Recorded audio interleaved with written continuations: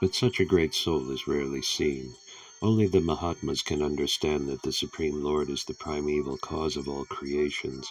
He is Parama, or ultimate truth, because all other truths are relative to him. He is omniscient. For him there is no illusion. Some Mayavadi scholars argue that Srimad Bhagavatam was not compiled by Sri Vyasadeva, and some of them suggest that this book is a modern creation written by someone named Vopadeva. In order to refute such meaningless arguments, Sri Sridhara Swami points out that there is reference to the Bhagavatam in many of the oldest Puranas. The first sloka of the Bhagavatam begins with the Gayatri mantra. There is reference to this in the Matsya Purana, which is the oldest Purana. In that Purana, it is said with reference to the Gayatri mantra in the Bhagavatam that there are many narrations of spiritual instructions, beginning with the Gayatri mantra. And there is the story of Vritrasura. Anyone who makes a gift of this great work on a full moon day attains to the highest perfection of life by returning to Godhead. There is reference to the Bhagavatam in other Puranas also, where it is clearly stated that this work was finished in 12 cantos, which include 18,000 slokas. In the Padma Purana also there is reference to the Bhagavatam in a conversation between Gautama and Maharaja Ambarisha. The king was advised therein to read regularly Srimad Bhagavatam if he desired liberation from material bondage. Under the circumstances, there is no doubt about the authority of the Bhagavatam. Within the past 500 years, many erudite scholars and acharyas like Jiva Goswami, Sanatana Goswami, Visvanatha Chakravarti, Vallabhacharya, and many other distinguished scholars, even after the time of Lord Chaitanya, made elaborate commentaries on the Bhagavatam, and the serious student would do well to attempt to go through them to better relish the transcendental messages.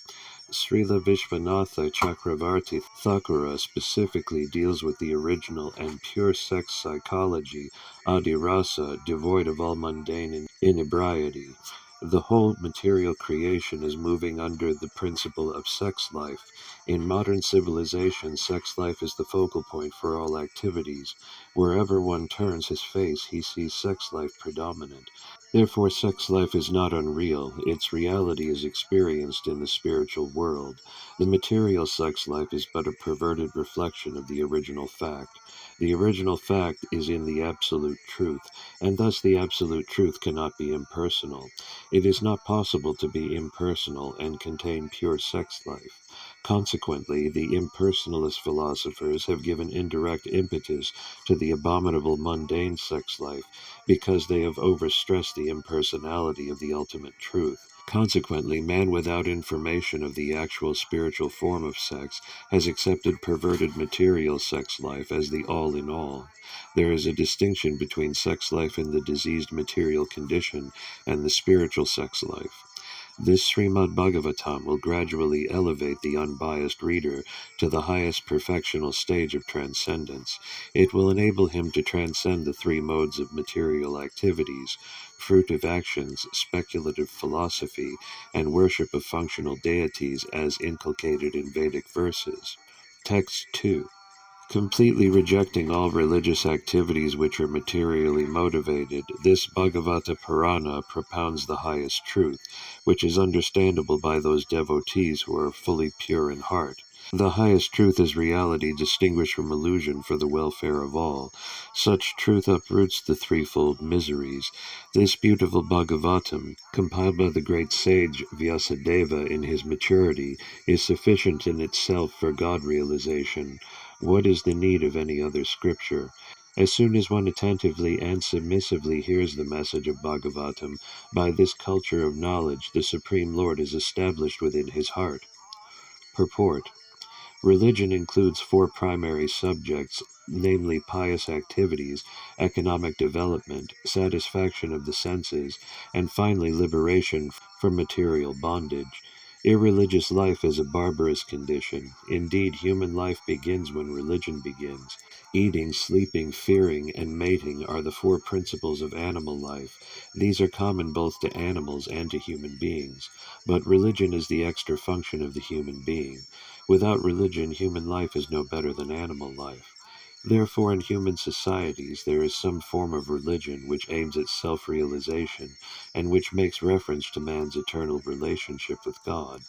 In the lower stages of human civilization, there is always competition to lord it over the material nature, or, in other words, there is a continuous rivalry to satisfy the senses.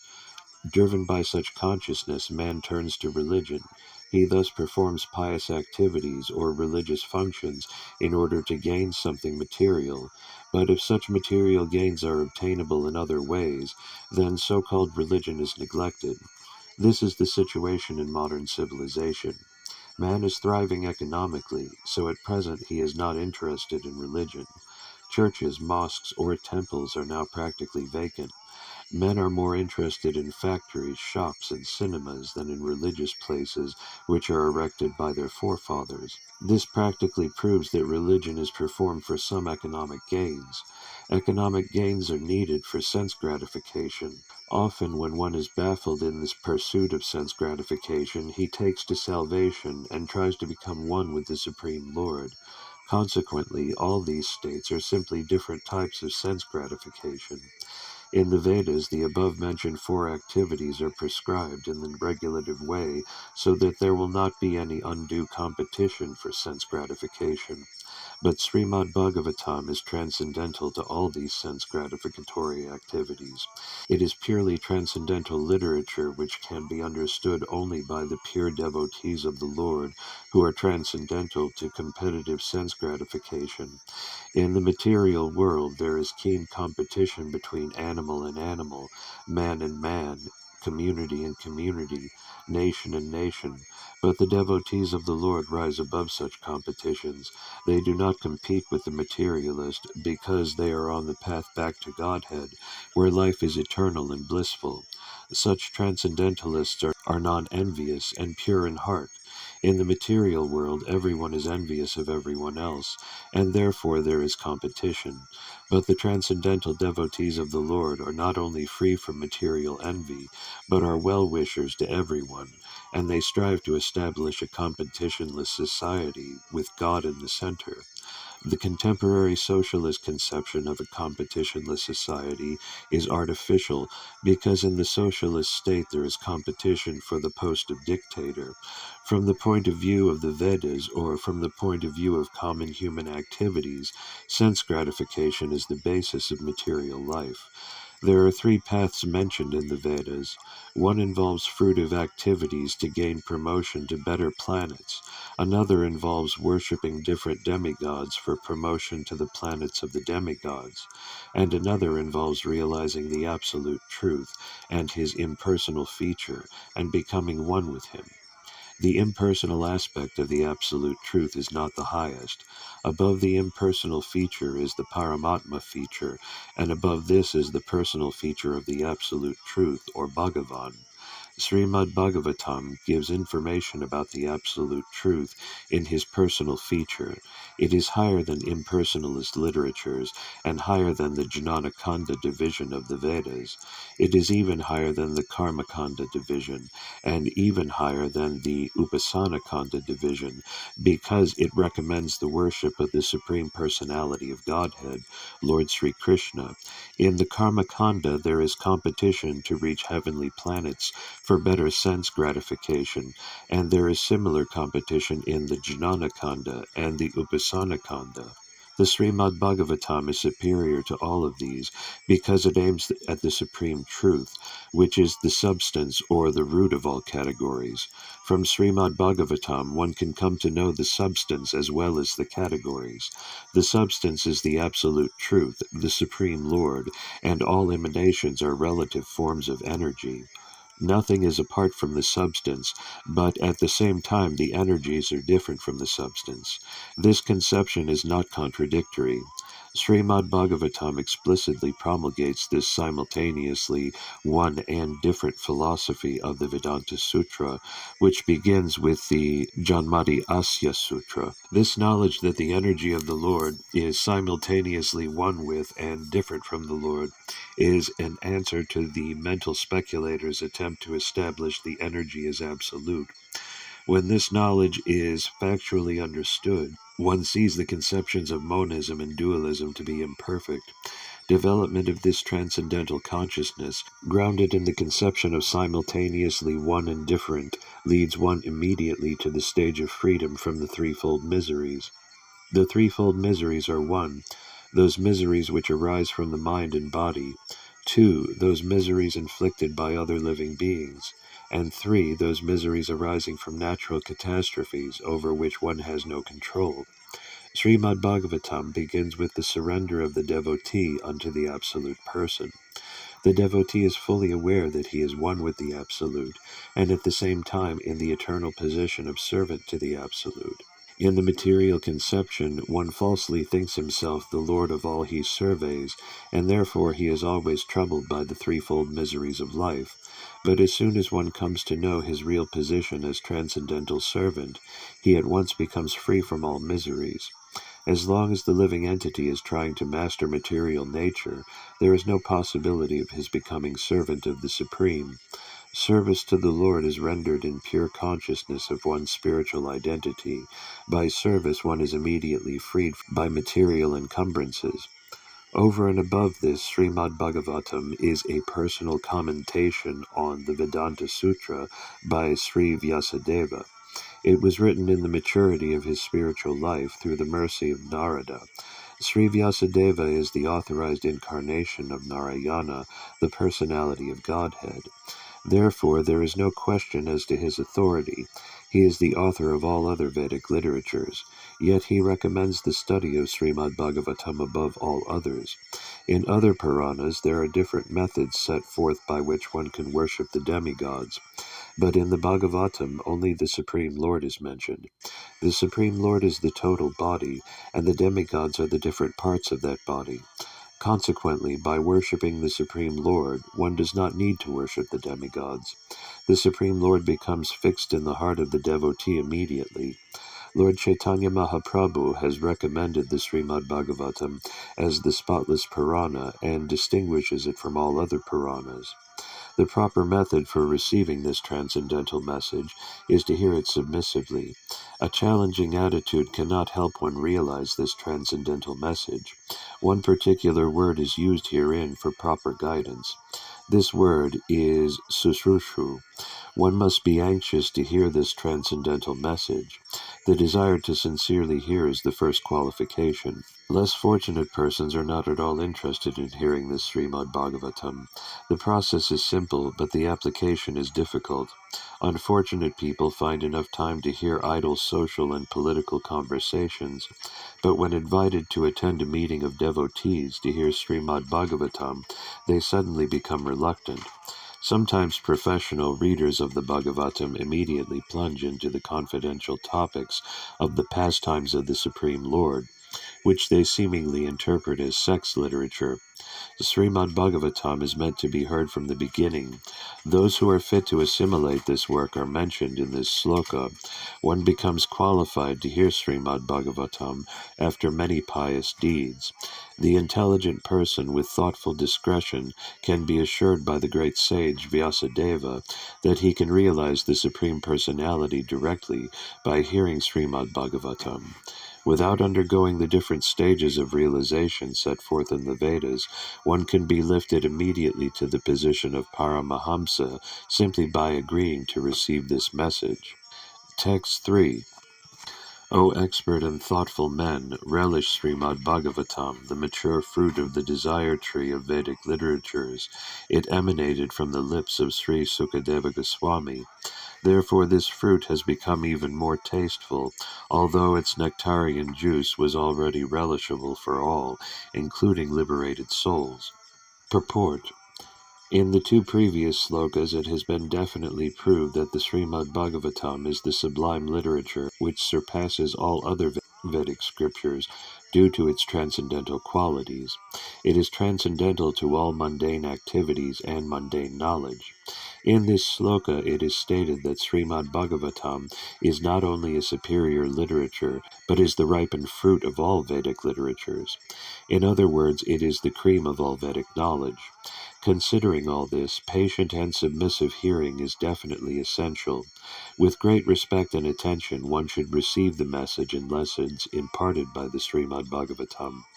The Vedas are compared to the desire tree because they contain all things knowable by man.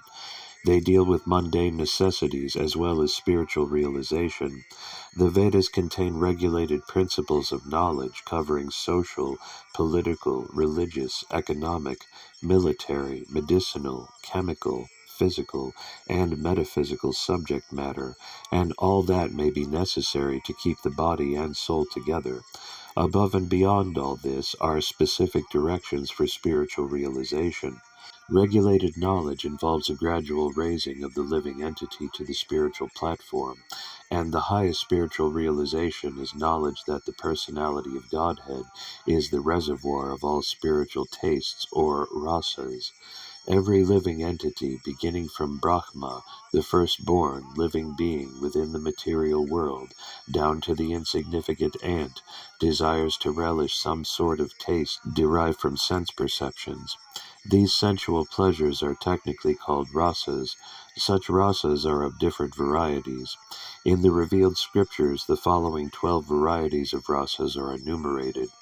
1. Raudra, anger. 2. Adbhuta, wonder. 3. Sringara, conjugal love. 4. Hasya, comedy. 5. Vira, chivalry. 6. Daya, mercy. 7. Dasya, servitorship. 8. Shakya, fraternity. 9. Bhayanaka, horror. 10. Bibhatsa, shock. 11. Santa, neutrality. 12. Vatsalya, parenthood. The sum total of all these rasas is called affection or love. Primarily, such signs of love are manifested in adoration, service, friendship, parental affection, and conjugal love. And when these 5 are absent, love is present indirectly in anger, wonder, comedy, chivalry, fear, shock, and so on. For example, when a man is in love with a woman, the rasa is called conjugal love, but when such love affairs are disturbed, there may be wonder, anger, shock, or even horror. Sometimes love affairs between two persons culminate in ghastly murder scenes. Such rasas are displayed between man and between animal and animal. There is no possibility of an exchange or rasa between a man and an animal, or between a man and any other species of living beings within the material world. The rasas are exchanged between members of the same species. But as far as the spirit souls are concerned, they are one qualitatively with the Supreme Lord. Therefore the rasas were originally exchanged between the spiritual living being and the spiritual whole, the Supreme Personality of Godhead. The spiritual exchange or rasa is fully exhibited in spiritual existence between living beings and the Supreme Lord. The Supreme Personality of Godhead is therefore described in the Sruti mantras, Vedic hymns, as the fountainhead of all rasas. When one associates with the Supreme Lord and exchanges one's constitutional rasa with the Lord, then the living being is actually happy. These Shruti mantras indicate that every living being has its constitutional position, which is endowed with a particular type of rasa to be exchanged with the personality of Godhead. In the liberated condition only, this primary rasa is experienced in full.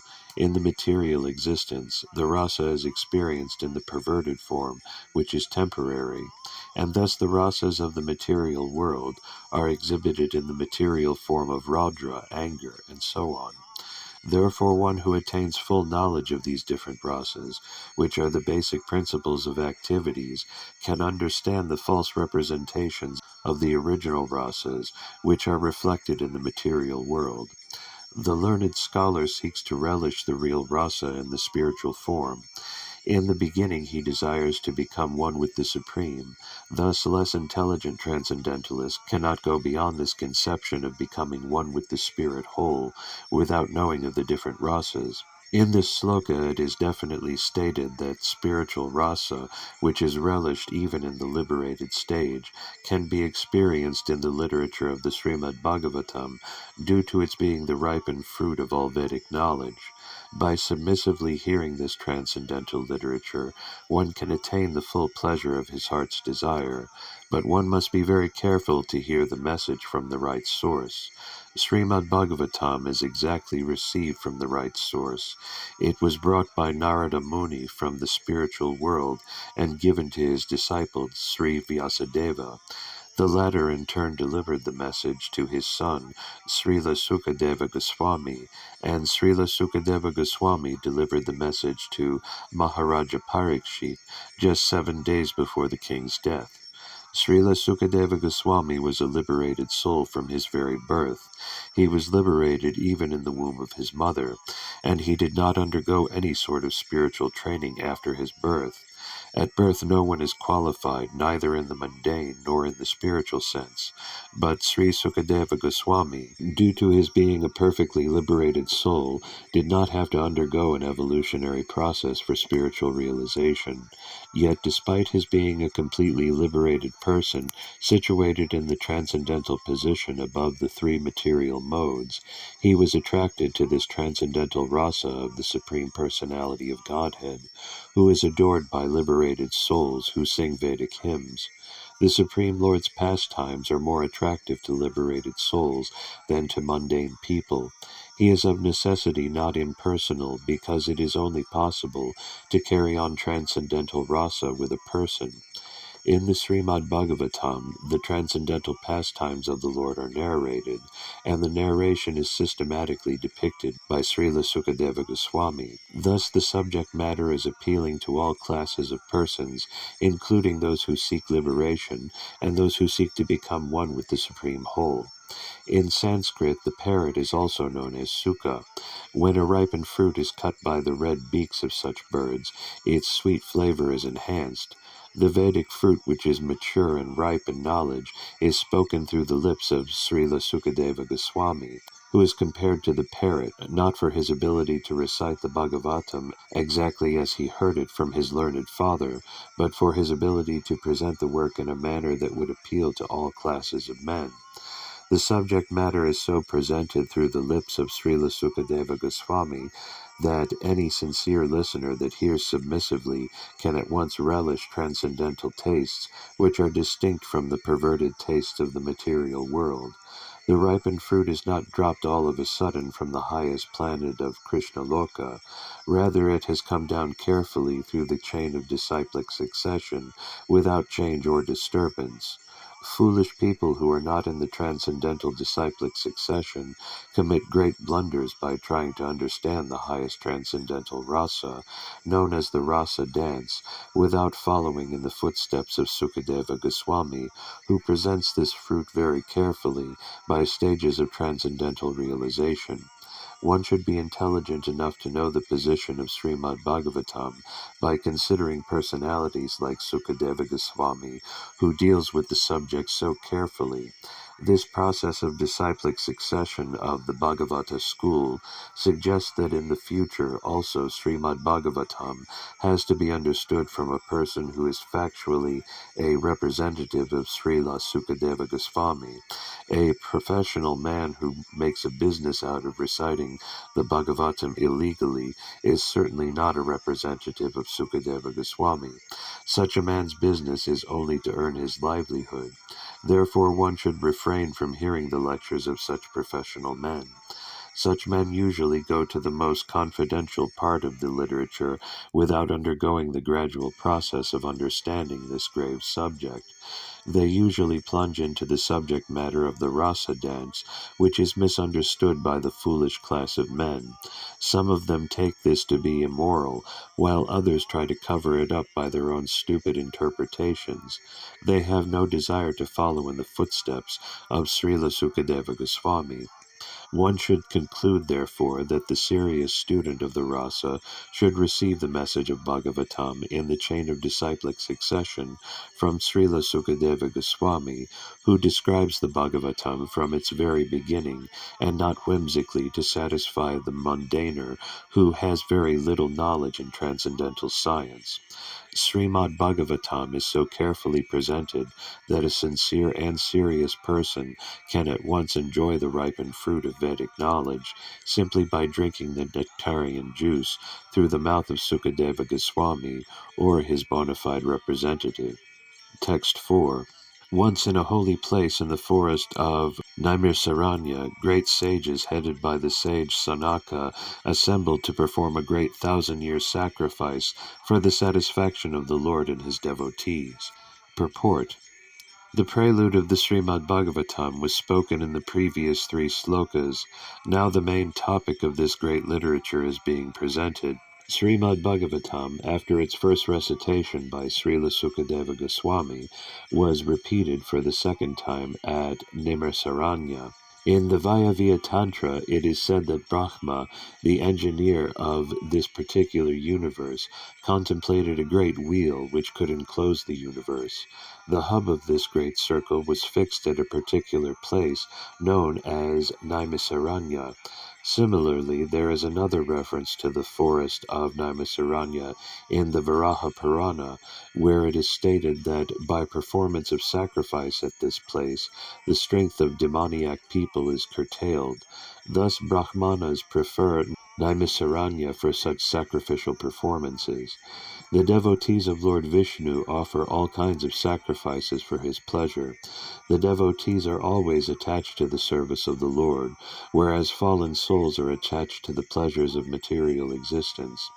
In Bhagavad Gita, it is said that anything performed in the material world for any reason other than for the pleasure of Lord Vishnu causes further bondage for the performer. It is enjoined, therefore, that all acts must be performed sacrificially for the satisfaction of Vishnu and his devotees. This will bring everyone peace and prosperity. The great sages are always anxious to do good to the people in general, and as such the sages headed by Sanaka and others assembled at this holy place of Naimisaranya with a program of performing a great and continuous chain of sacrificial ceremonies. Forgetful men do not know the right path for peace and prosperity. However, the sages know it well, and therefore, for the good of all men, they are always anxious to perform acts which may bring about peace in the world. They are sincere friends to all living entities, and at the risk of great personal inconvenience, they are always engaged in the service of the Lord for the good of all people.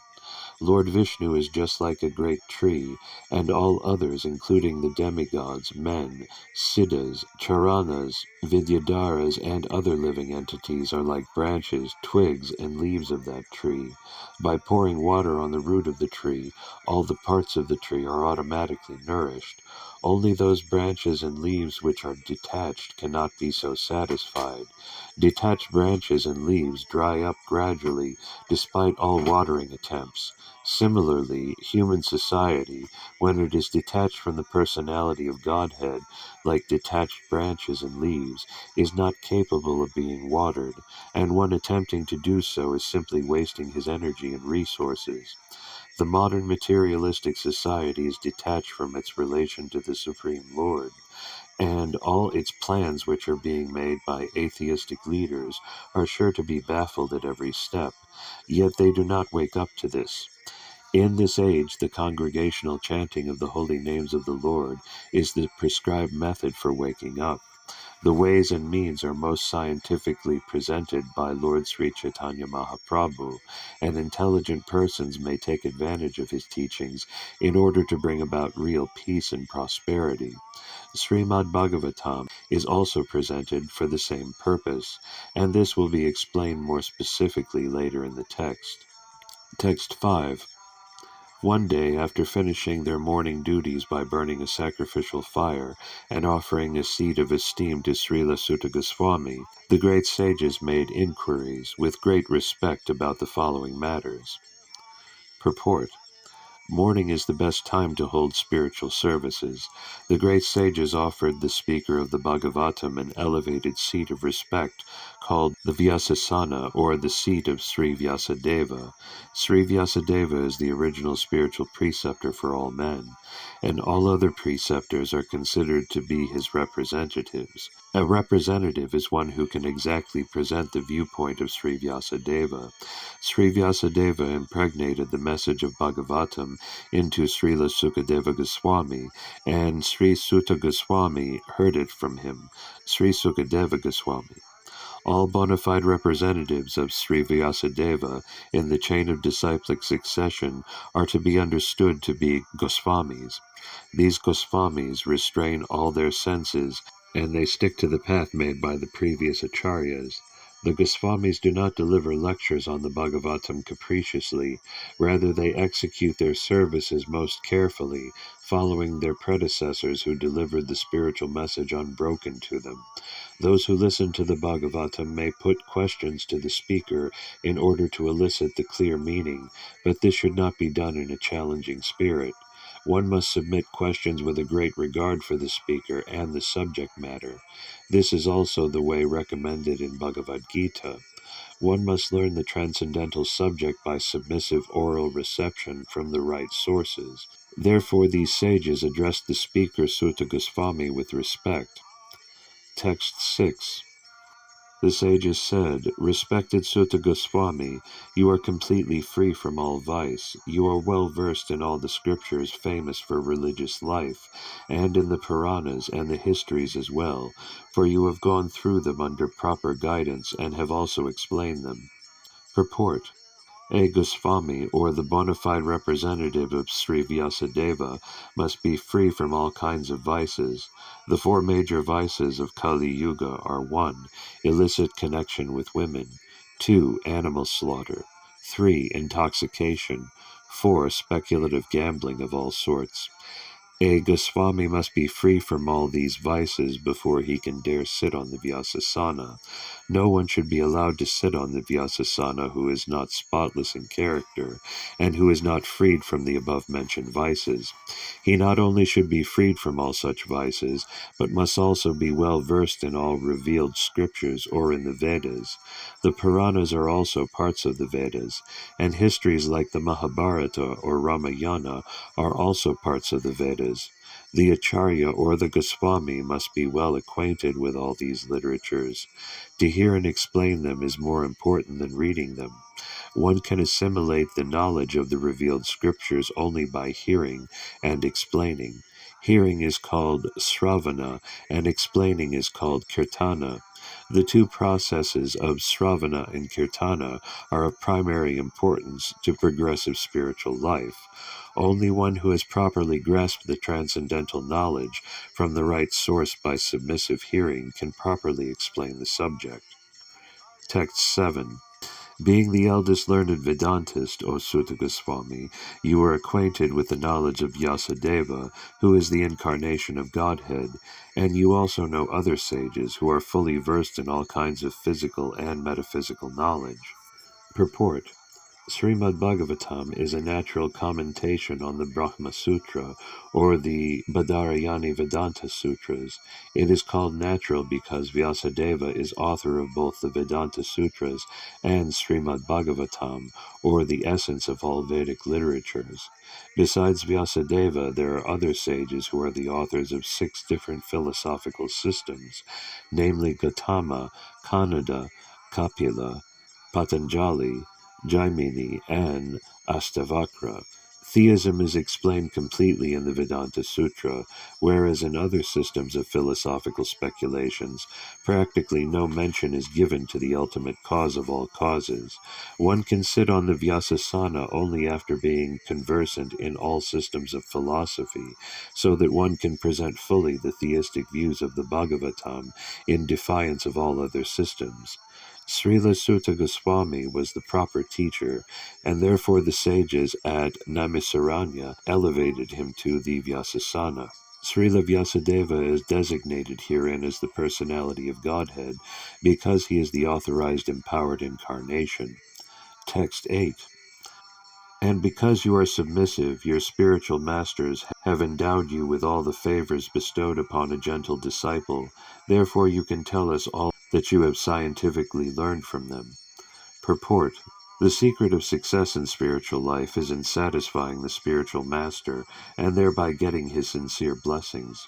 Srila Visvanatha Chakravarti Thakura has sung in his famous 8 stanzas on the spiritual master as follows: I offer my respectful obeisances unto the lotus feet of my spiritual master. Only by his satisfaction can one please the personality of Godhead, and when he is dissatisfied, there is only havoc on the path of spiritual realization.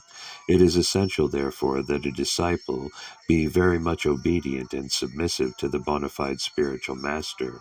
Srila Sutta Goswami fulfilled all these qualifications as a disciple, and therefore he was endowed with all favors by his learned and self-realized spiritual masters, such as Srila Vyasadeva and others.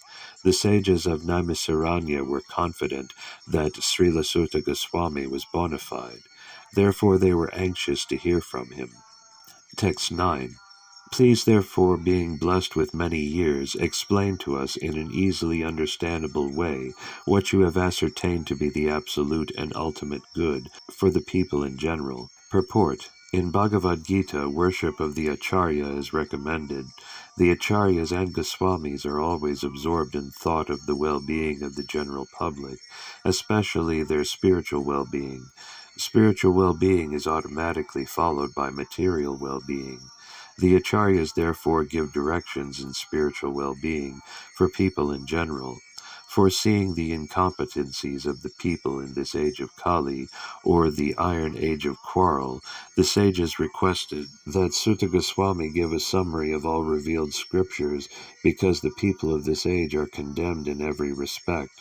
The sages therefore inquired of the absolute good, which is the ultimate good for the people. The condemned state of affairs of the people of this age is described as follows. Text 10. O learned one, in this iron age of Kali, men have but short lives. They are quarrelsome, lazy, misguided, unlucky, and above all, always disturbed. Purport: the devotees of the Lord are always anxious for the spiritual improvement of the general public. When the sages of Naimisaranya analyzed the state of affairs of the people in this age of Kali, they foresaw that men would live short lives. In Kali Yuga, the duration of life is shortened not so much because of insufficient food, but because of irregular habits.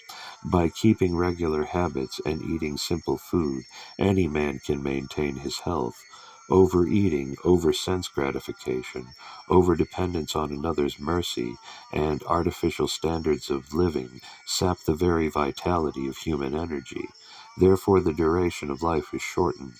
The people of this age are also very lazy, not only materially, but in the matter of self-realization. The human life is especially meant for self-realization. That is to say, man should come to know what he is, what the world is, and what the supreme truth is. Human life is a means by which the living entity can end all the miseries of the hard struggle for life in material existence, and by which he can return to Godhead, his eternal home. But due to a bad system of education, men have no desire for self-realization. Even if they come to know about it, they unfortunately become victims of misguided teachers.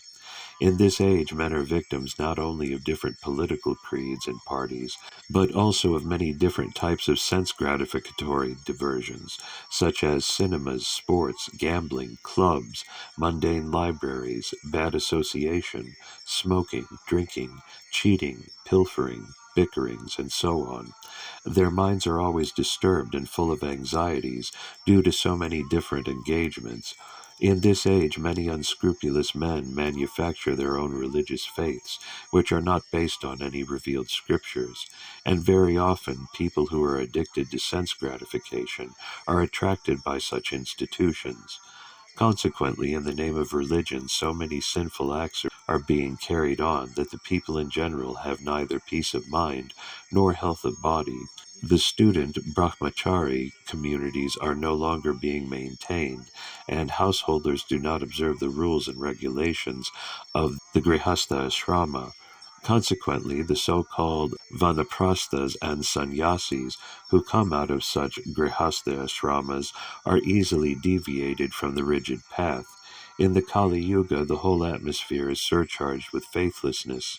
Men are no longer interested in spiritual values. Material sense gratification is now the standard of civilization. For the maintenance of such material civilizations, man has formed complex nations and communities, and there is a constant strain of hot and cold wars between these different groups. It has become very difficult, therefore, to raise the spiritual standard due to the present distorted values of human society. The sages of Namisaranya are anxious to disentangle all fallen souls, and here they are seeking the remedy from Srila Sutta Goswami. Text 11.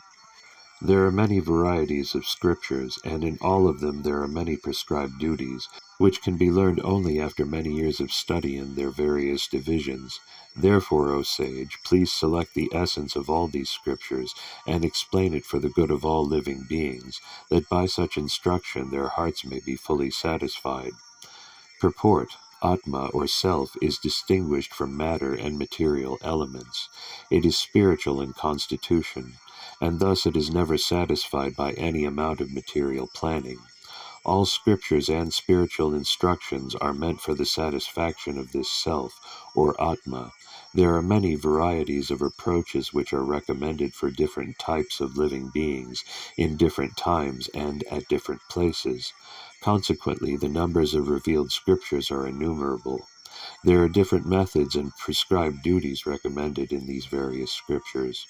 Taking into consideration the fallen condition of the people in general in this age of Kali, the sages of Namisaranya suggested that Sri Sutta Goswami relate the essence of all such scriptures, because in this age it is not possible for the fallen souls to understand and undergo all the lessons of all these various scriptures in a Varna and Asrama system. The Varna and Ashrama society was considered to be the best institution for lifting the human being to the spiritual platform, but due to Kali Yuga it is not possible to execute the rules and regulations of these institutions, nor is it possible for the people in general to completely sever relations with their families, as the Varanashrama institution prescribes. The whole atmosphere is surcharged with opposition, and considering this, one can see that spiritual emancipation for the common man in this age is very difficult. The reason the sages presented this matter to Sri Sutta Goswami is explained in the following verses. Text 12. All blessings upon you, O Sutta Goswami. You know for what purpose the personality of Godhead appeared in the womb of Devaki as the son of Vasudeva. Purport: Bhagavan means the Almighty God, who is the controller of all opulence, power, fame, beauty, knowledge, and renunciation. He is the protector of his pure devotees. Although God is equally disposed to everyone, he is especially inclined to his devotees. Sat means the absolute truth, and persons who are servitors of the absolute truth are called sattvatas, and the personality of Godhead who protects such pure devotees is known as the protector of the sattvatas. Bhadram Te, or blessings upon you, indicates the sage's anxiety to know the absolute truth from the speaker. Lord Sri Krishna, the Supreme Personality of Godhead, appeared to Devaki, the wife of Vasudeva. Vasudeva is the symbol of the transcendental position wherein the appearance of the Supreme Lord takes place. Text 13. O Sutta Goswami, we are eager to learn about the personality of Godhead and his incarnations. Please explain to us those teachings imparted by previous masters, acharyas, for one is uplifted both by speaking them and by hearing them. Purport: The conditions for hearing the transcendental message of the Absolute Truth are set forth herein. The first condition is that the audience must be very sincere and eager to hear, and the speaker must be in the line of disciplic succession from the recognized acharya. The transcendental message of the Absolute is not understandable by those who are materially absorbed. Under the direction of a bona fide spiritual master, one becomes gradually purified. Therefore, one must be in the chain of disciplic succession and learn the spiritual art of submissive hearing. In the case of Sutta Goswami and the sages of Namisaranya, all these conditions are fulfilled, because Srila Sutta Goswami is in the line of Srila Vyasadeva, and the sages of Namisaranya are all sincere souls who are anxious to learn the truth. Thus the transcendental topics of Lord Sri Krishna's superhuman activities, his incarnation, his birth, appearance, or disappearance, his forms, his names, and so on, are all easily understandable because all requirements are fulfilled. Such discourses help all men on the path of spiritual realization. Text 14. Living beings who are entangled in the complicated meshes of birth and death can be freed immediately by even unconsciously chanting the holy name of Krishna, which is feared by fear personified. Purport: Vasudeva, or Lord Krishna, the absolute personality of Godhead, is the supreme controller of everything. There is no one in creation who is not afraid of the rage of the Almighty.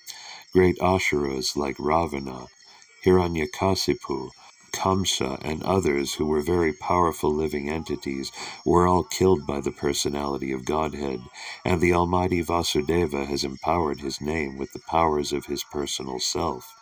Everything is related to him, and everything has its identity in him. It is stated herein that the name of Krishna is feared even by fear personified.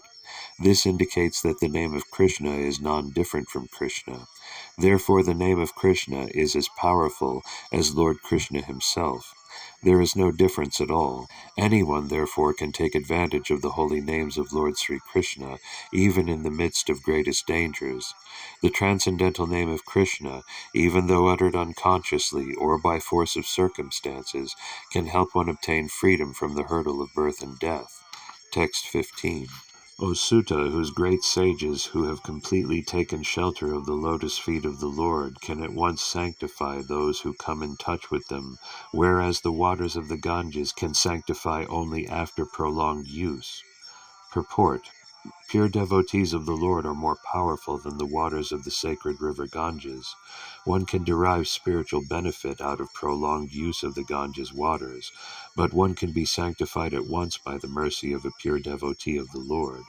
In Bhagavad Gita, it is said that any person, regardless of birth, as Sudra, woman, or merchant, can take shelter of the lotus feet of the Lord, and by so doing can return to Godhead.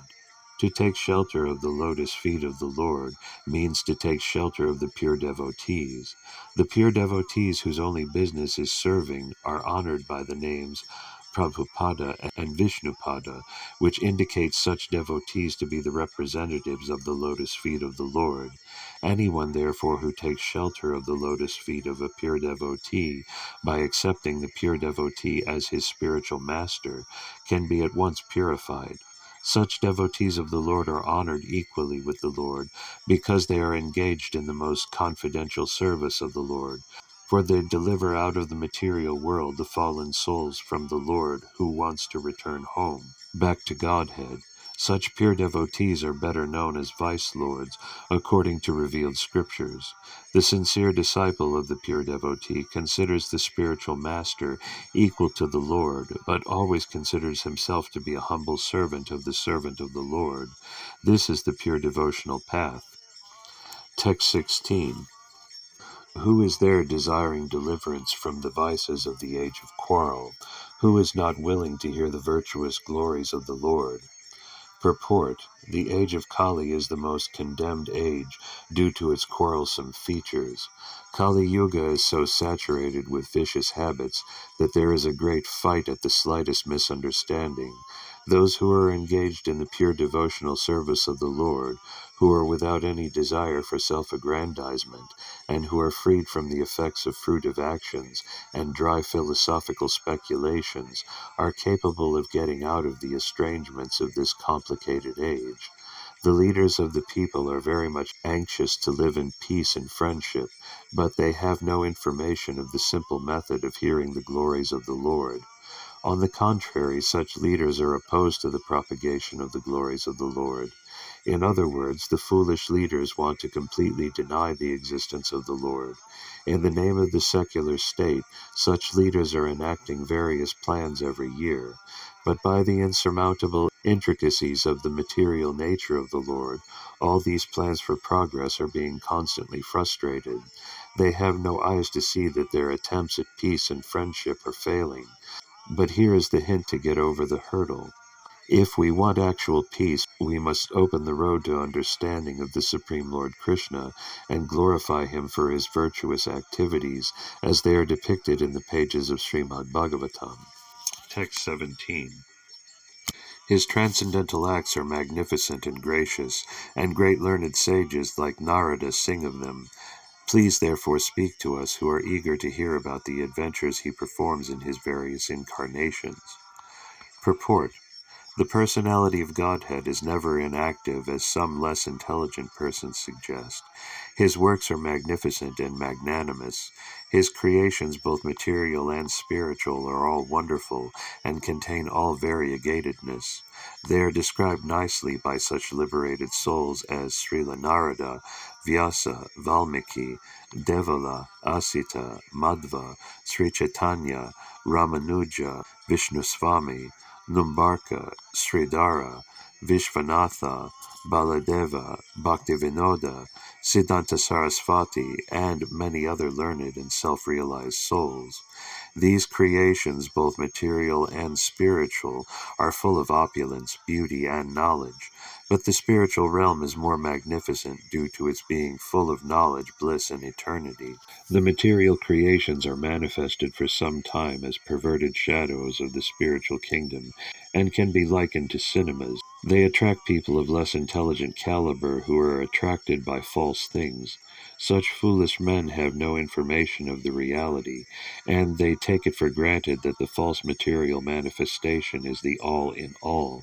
But more intelligent men, guided by sages like Vyasa and Narada, know that the eternal kingdom of God is more delightful, larger, and eternally full of bliss and knowledge. Those who are not conversant with the activities of the Lord and his transcendental realm are sometimes favored by the Lord in his adventures as incarnations, wherein he displays the eternal bliss of his association in the transcendental realm. By such activities, he attracts the conditioned souls of the material world.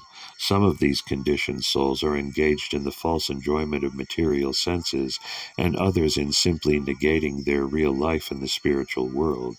These less intelligent persons are known as karmis, or fruitive workers, and jnanis, or dry mental speculators. But above these two classes of men is the transcendentalist, known as the sattvata, or the devotee, who is busy neither with rampant material activity nor with material speculation. He is engaged in the positive service of the Lord, and thereby he derives the highest spiritual benefit unknown to the karmis and jnanis. As the supreme controller of both the material and spiritual worlds, the Lord has different incarnations of unlimited categories. Incarnations like Brahma, Rudra, Manu, Pirthu, and Vyasa are his material qualitative incarnations, but his incarnations like Rama, Narasimha, Varaha, and Vamana are his transcendental incarnations. Lord Sri Krishna is the fountainhead of all incarnations, and he is therefore the cause of all causes. Text 18. O wise Sutta, please narrate to us the transcendental pastimes of the Supreme Godhead's multi-incarnations. Such auspicious adventures and pastimes of the Lord, the Supreme Controller, are performed by his internal powers. Purport. For the creation, maintenance, and destruction of the material worlds, the Supreme Lord Personality of Godhead himself appears in many thousands of forms of incarnations, and the specific adventures found in those transcendental forms are all auspicious. Both those who are present during such activities and those who hear the transcendental narrations of such activities are benefited. Text 19. We never tire of hearing the transcendental pastimes of the personality of Godhead, who is glorified by hymns and prayers.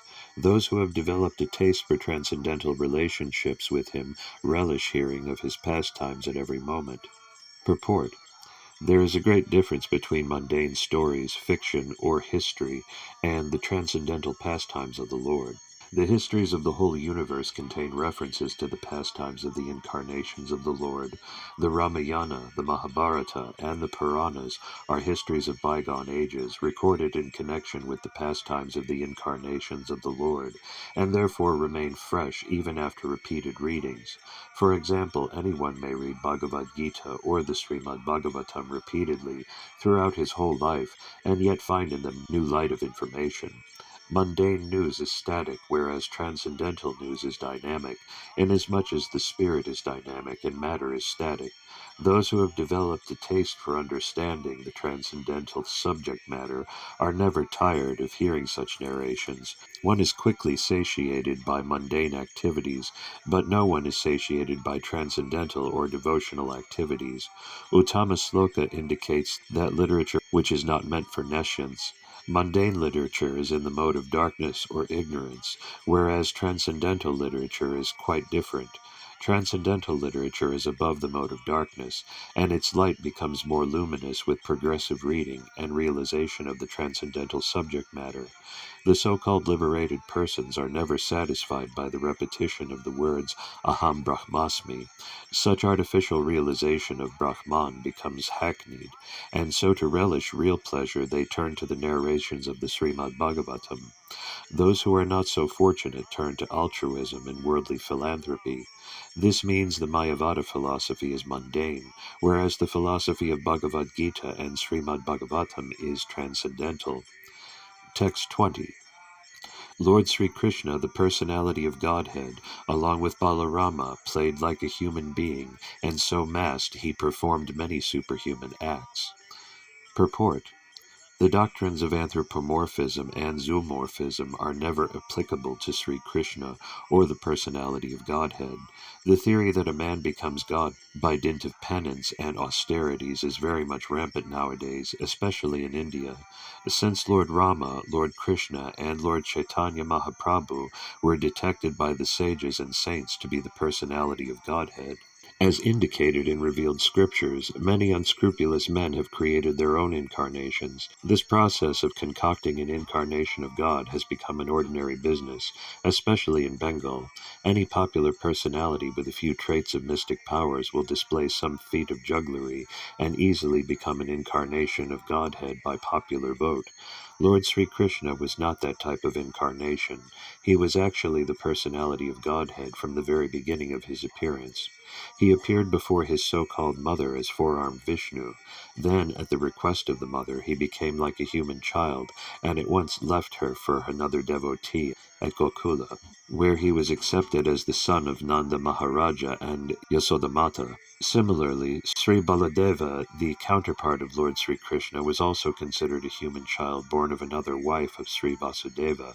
In Bhagavad Gita, the Lord says that his birth and deeds are transcendental, and that anyone who is so fortunate as to know the transcendental nature of his birth and deeds will at once become liberated and eligible to return to the kingdom of God. So knowledge of the transcendental nature of the birth and deeds of Lord Sri Krishna is sufficient for liberation. In the Bhagavatam, the transcendental nature of the Lord is described in 9 cantos, and in the 10th canto his specific pastimes are taken up.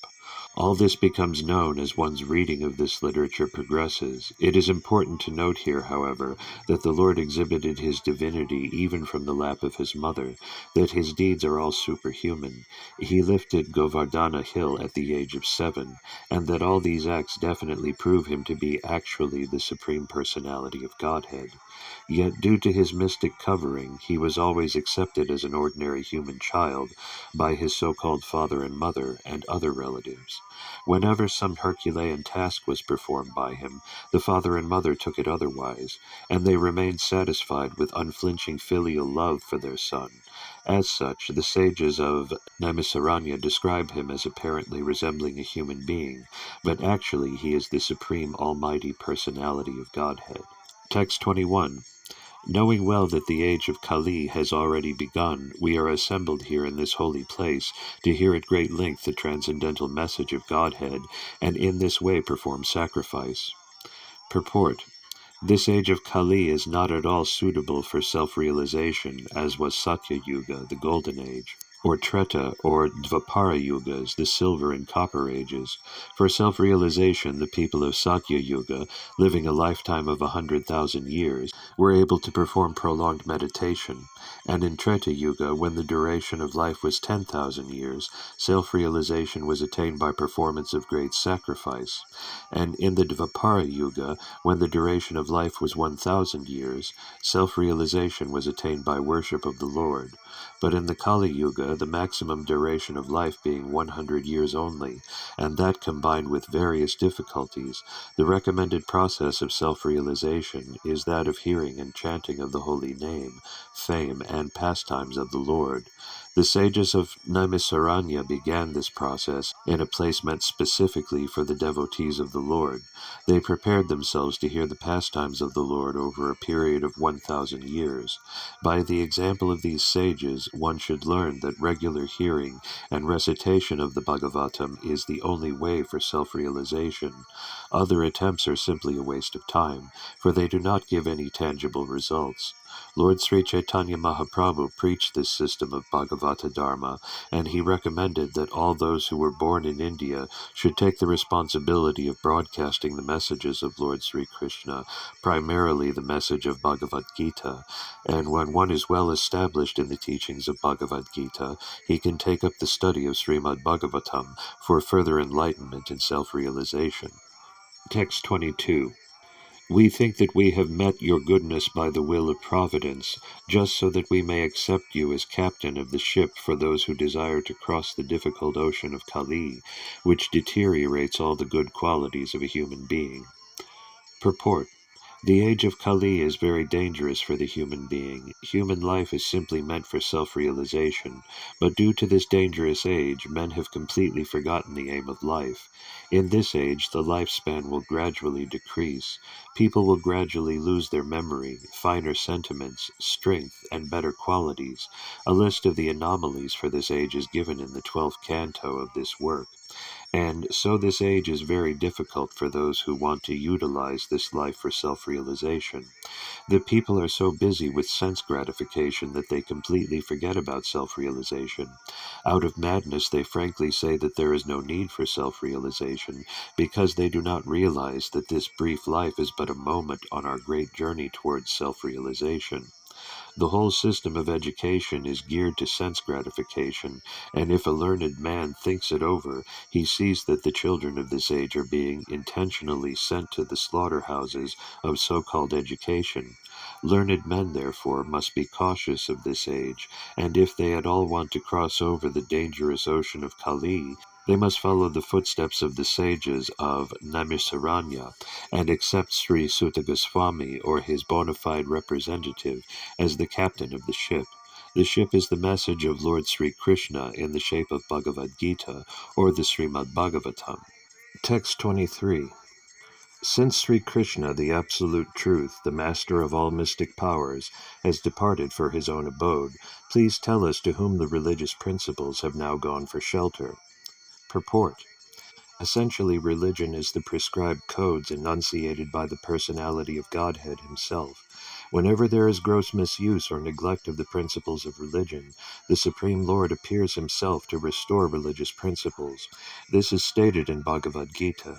Here the sages of Naimisaranya are inquiring about these principles. The reply to this question is given later. The Srimad Bhagavatam is the transcendental sound representation of the personality of Godhead, and thus it is the full representation of transcendental knowledge and religious principles.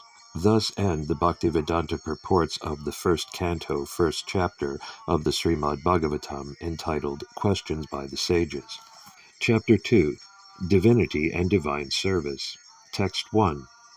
Ugrasrava, Suta Goswami, the son of Ramaharsana, being perfectly satisfied by the perfect questions of the Brahmanas, thanked them and thus attempted to reply. Purport. The sages of Naimisaranya asked Suta Goswami 6 questions, and so he is answering them one by one. Text 2. Srila Sutta Goswami said, "Let me offer my respectful obeisances unto that great sage, Sukadeva Goswami, who can enter the hearts of all.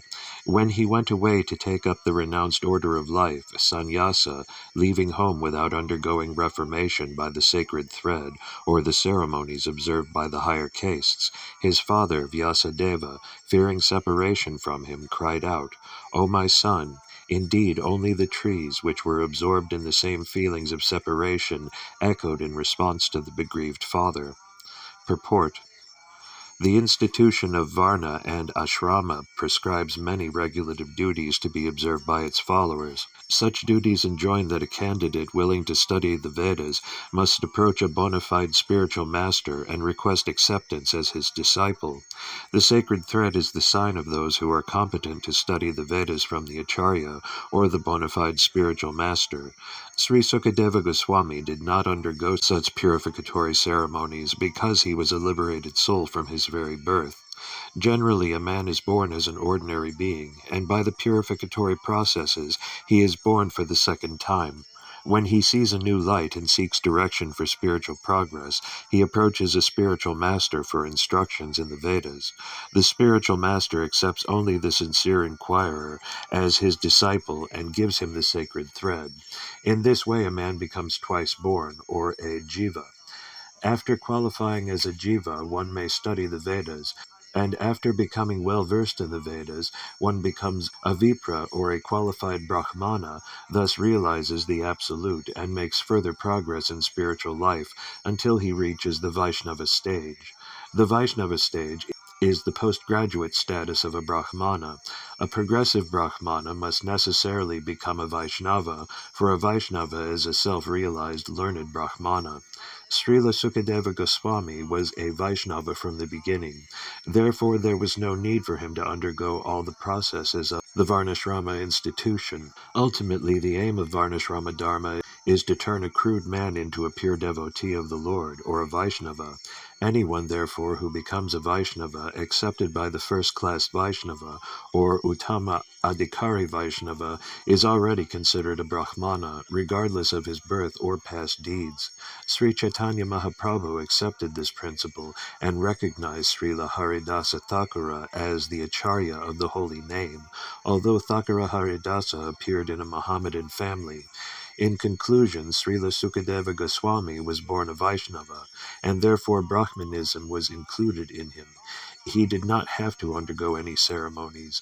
Any low-born person, be he a Kirata, Huna, Andhra, Pulinda, Pulkasha, Abhira, Sumba, Yavana, Kasha, or even lower, can be delivered to the highest transcendental position by the mercy of Vaishnavas. Srila Sukadeva Goswami was the spiritual master of Sri Sutta Goswami, who therefore offers his respectful obeisances unto Srila Sukadeva Goswami before he begins his answers to the questions of the sages at Namisaranya. Text 3. Let me offer my respectful obeisances unto him, Sukha, the spiritual master of all sages, the son of Vyasadeva, who, out of his great compassion for those gross materialists who struggle to cross over the darkest regions of material existence, spoke this most confidential supplement to the cream of Vedic knowledge, after having personally assimilated it by experience. Purport: in this prayer, Srila Sutta Goswami practically summarizes the complete introduction of Srimad Bhagavatam. Srimad Bhagavatam is the natural supplementary commentary on the Vedanta Sutras. The Vedanta Sutras, or the Brahma Sutras, were compiled by Vyasadeva with a view to presenting just the cream of Vedic knowledge. Srimad Bhagavatam is the natural commentary on this cream. Srila Sukadeva Goswami was a thoroughly realized master on the Vedanta Sutra, and consequently he also personally realized the commentary, Srimad Bhagavatam. And just to show his boundless mercy upon bewildered materialistic men who want to cross completely over nescience, he recited for the first time this confidential knowledge. There is no point in arguing that a materialistic man can be happy. No materialistic creature, be he the great Brahma or an insignificant ant, can be happy. Everyone tries to make a permanent plan for happiness, but everyone is baffled by the laws of material nature. Therefore, the materialistic world is called the darkest region of man's creation. Yet the unhappy materialist can get out of it simply by desiring to get out. Unfortunately, they are so foolish that they do not want to escape. Therefore, they are compared to the camel who relishes thorny twigs because he likes the taste of the twigs mixed with blood. He does not realize that it is his own blood and that his tongue is being cut by the thorns.